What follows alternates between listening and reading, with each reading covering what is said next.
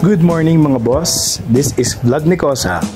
This vlog is for new riders or new owners of a motorcycle that was purchased in the dealership. So para to sa mga tropa natin na bagong bili ang kanilang mga motor sa dealership. So this is a guidelines na pwede mong pagbasihan bago mo ilabas ang iyong bagong biling motor sa isang dealership or sa kasa. At our case, we're talking about the April batch of ATR 160 owner. Ayan, shoutout po sa inyo lahat again, and hopefully this vlog will help you out through your inspection on your new ATR 160 bago nyo ilabas ng kasa. So sit back, relax, and enjoy, and let's start the vlog. So let's start with the engine. Make sure na after ma-explain sa'yo ng agent mo ang specs ng motor mo, and it's time for you to check it on your own. You start with the engine physical appearance.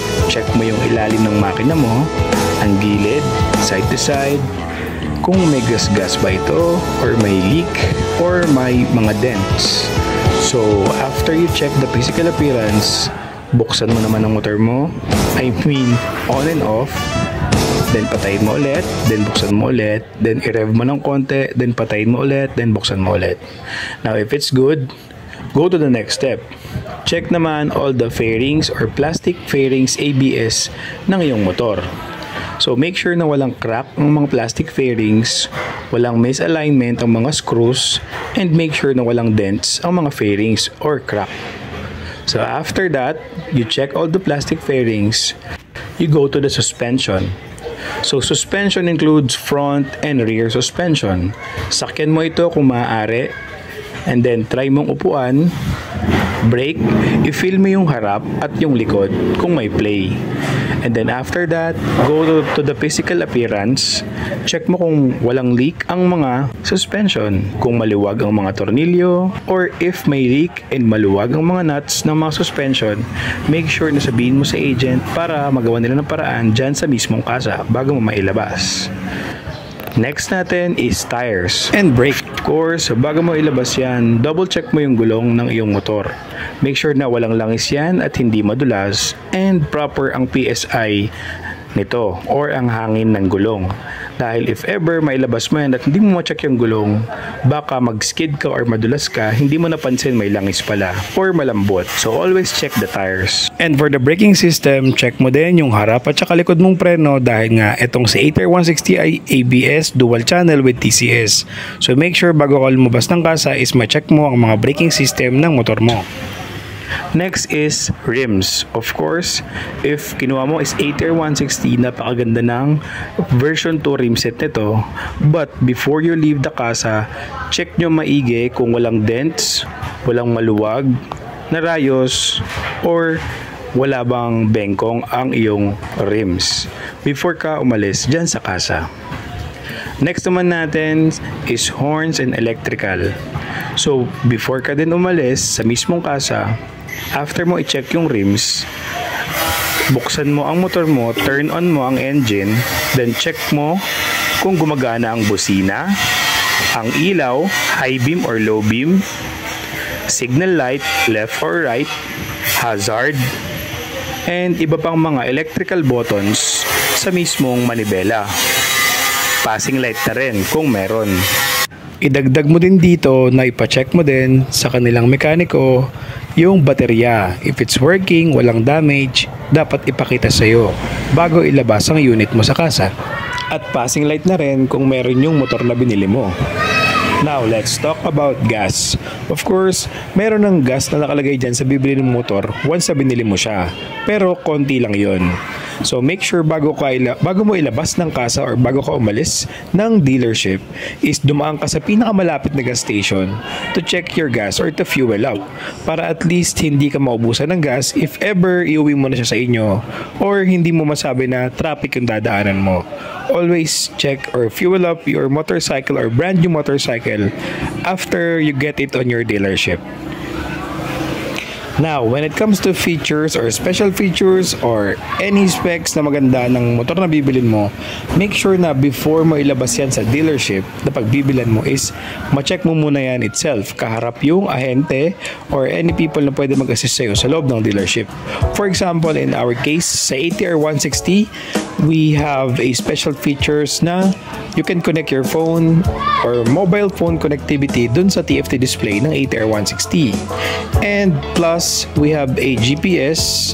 You need to check that everything, including the TFT display, kung working ba lahat ng buttons connected sa TFT display. And if downloadable na ba yung Arbitride application mo para ma-process mo na yung GPS navigation and magamit mo yung GPS ng ATR 160.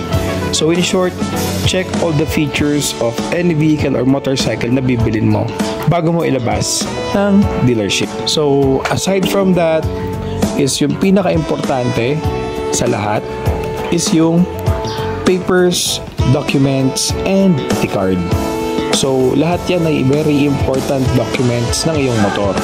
Bago ka umalis, make sure alam mo kung kailan lalabas ang ORCR ng binili mong vehicle. In our case, ATR 160. Sa akin, after 2 weeks, lumabas siya. Saktong 2 weeks, pinuntahan ko na sa kasa and lumabas na po ang aking ORCR. Pero once na kumuha ka ng motor at wala pang ORCR, bibigyan ka naman nila ng HPG clearance para maiuwi mo ang iyong motor sa bahay. Then, yung mga documents, check mo, booklets, warranty cards, and manuals. So, make sure binabasa mo yung iyong manual para aware ka sa mga specs ng motor mo. Kung anong proper oil, engine oil, gear oil, and kung ano-ano pang specs na nasa motor mo. Yun ang dapat natin ginagawa. And then lastly, yung warranty. Yan ang pinaka-importante. Make sure na you have your warranty booklet reviewed. So, ibig sabihin, basahin mo yung warranty booklet mo kung ano yung mga perks na pwede mong makuha once na bumili ka ng motor na to. And then, after that, ma-check mo na lahat yan. Ang next step mo na is break-in period. So, up to 500 kilometers before mo ibalik sa maintenance team service ng pinagkuhanan mo ng motor or kasa to have your first PMS done. The checking includes physical and engine performance. Ito na din ang chance mo na magtanong ng 100 questions sa mga mechanic natin sa kasa. Tulad ng mga parts availability, ano ba ang recommended oil nila para sa atin sa ATR 160, and meron bang parts na available for this kind of motorcycle, and may upgrades ba or mga accessories na sa ATR 160, and so on and so forth. So yun, I hope nakatulong yung checklist na sinabi ko doon sa mga magre-receive or makakuha ng first motorcycle nila sa Bristol Motorcycle Caloocan. Ulitin natin yung checklist.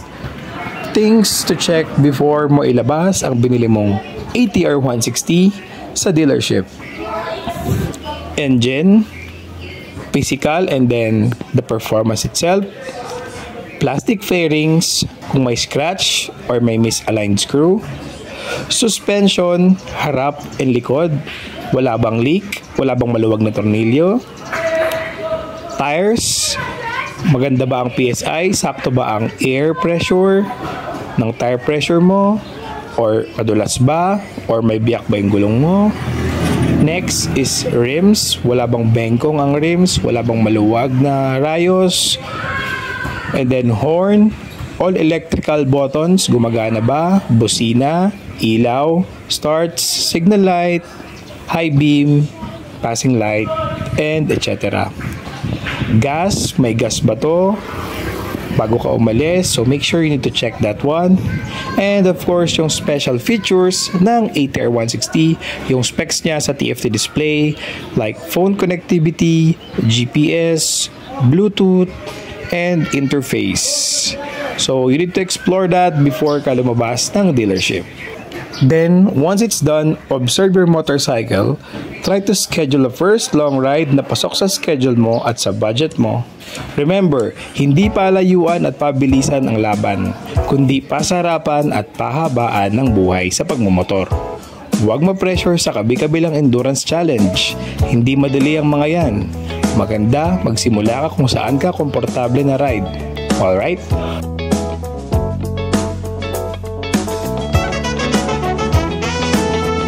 On my next vlog, pag-usapan natin ang mga possible na gagastusin mo sa physical upgrades ng ATR 160 mo. Alright mga bossing, see you soon. Bye!